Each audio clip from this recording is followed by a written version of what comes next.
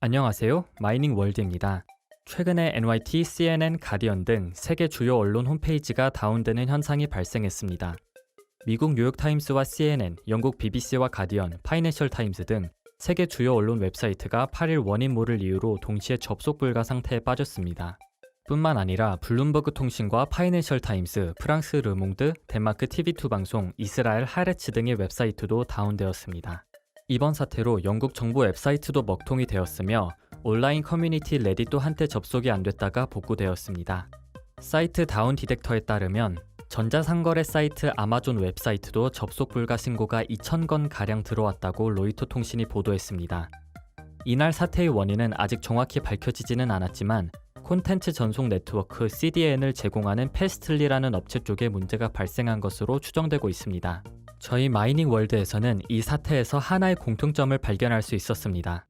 바로 다운된 홈페이지들이 HTTPS 프로토콜을 사용하고 있었다는 점인데요.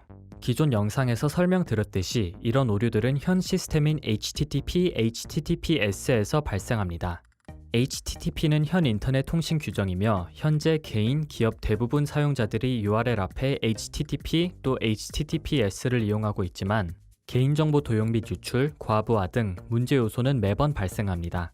요청과 응답으로 구성되어 있고 클라이언트가 요청을 하면 서버가 응답을 하는 근본적인 구조의 한계로 인해 생성되는 문제점은 개인뿐 아니라 기업까지 골머리를 앓게 합니다. 즉, 이러한 대규모 홈페이지 다운 사태는 HTTPS에서 HTTP, HTTPS의 문제를 전부 보완 가능한 IPFS로의 전환을 서두르는 포인트가 될 수도 있습니다.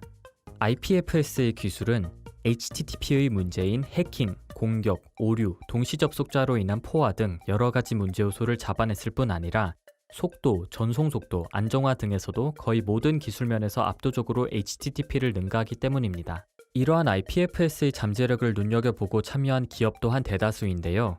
우리가 익히 들어본 구글, 넷플릭스, 마이크로소프트뿐 아니라 데이터 관리, 인증, 소셜미디어, 온라인 시장, NFT, 금융 등 다양한 분야의 종류의 기업들 또한 IPFS에 투자하고 있습니다. 그렇다면 IPFS를 설치하고 작동시키는 방식은 어떻게 될까요? 우선 IPFS의 작동 방식에 대해 설명드리겠습니다. IPFS에서 파일을 추가하면 파일의 해시가 생성됩니다. IPFS에서 파일은 실제로 매우 작은 청크 단위로 쪼개지며 하나하나마다 해시 값이 부여됩니다. 매우 작은 이 단위를 블록이라고 하며 블록체인에서 말하는 블록과는 다른 개념입니다. 블록이란 IPFS 내부에서 쓰는 데이터 교환의 단위이며 모든 블럭은 해시 값을 가집니다. 네트워크에는 노드가 1000만 개 이상 존재하기 때문에 자료를 얻기 위해 매번 모든 노드에게 질의를 할 수는 없겠죠. 특정 파일인 A라는 파일을 얻기 위해 1000만 노드에게 데이터를 모두 물어보기란 현실적으로 어렵습니다. 예를 들어 P2P 파일 환경에서는 참여자인 P의 수가 늘수록 메시지 교환에 필요한 부담이 기하급수적으로 증가합니다. IPFS에서는 파일을 찾는데 루트 해시 값을 매개로 사용합니다.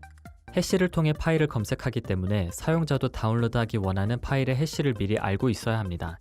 원하는 파일의 해시 값은 별도의 서비스를 통해 알 수 있으며 이는 토렌트에서 토렌트 시드를 검색하는 방식과 유사합니다.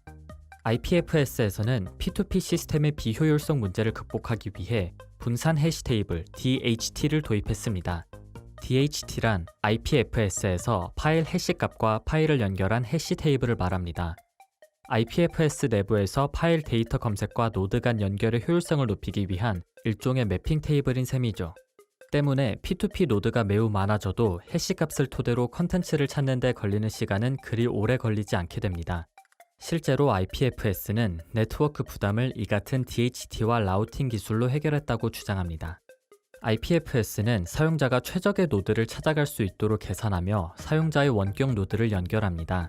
이를 라우팅이라고 하며 라우팅은 특정 데이터를 분산시키는 기법과 사용자 요청에 맞춰 신속한 응답을 주기 위한 기술을 포함합니다.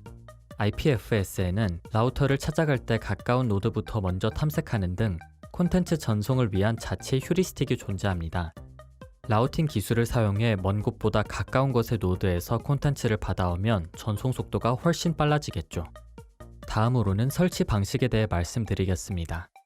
IPFS를 윈도우나 맥 OS에 설치하고 사용하기 위해서는 IPFS 공식 사이트로 들어가신 후 보이시는 것처럼 설치해 볼 수 있는 클라이언트 파일이 있습니다.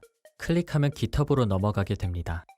GitHub 페이지에서 쭉 아래로 스크롤해 보면 윈도우나 맥 OS용으로 나온 IPFS 데스크탑 클라이언트가 있습니다.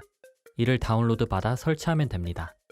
설치를 완료한 이후 클라이언트 소프트웨어의 파일이나 폴더를 드래그 앤 드롭하거나 간단하게 탐색기에서 우클릭으로 Add to IPFS를 누르게 되면 해당 파일 및 폴더는 IPFS 탈중앙화로 연결된 노드로 보내지게 됩니다. 자동으로 공유용 URL이 생성되기 때문에 타인에게 해당 파일을 공유하고 싶다면 클립보드에 복사된 URL을 공유하면 됩니다. 생성된 노드 주소를 가진 사람은 웹브라우저에서 해당 파일들을 접근하고 다운로드 받을 수 있죠. 이렇게 공유된 파일은 처음 공유한 컴퓨터가 꺼져 있어도 계속 접속이 가능합니다.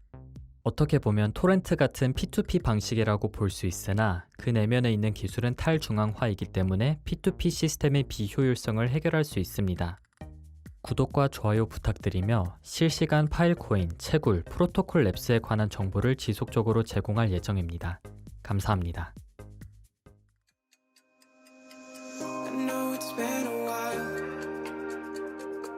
I know you're thinking the same.